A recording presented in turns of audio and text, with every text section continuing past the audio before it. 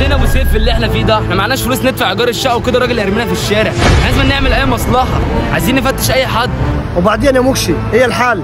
انا اقول لك ايه الحل، بس تسمع كلامي زي ما هقول لك. شايف ابو جلابيه اللي هناك ده احنا هنفتشه، بس ما تزعلش عليه عشان هو ابن بلد. لا يا مكشي انت على عيني وعلى راسي، بس هتيجي على ابن بلدي الصراحه هخسرها.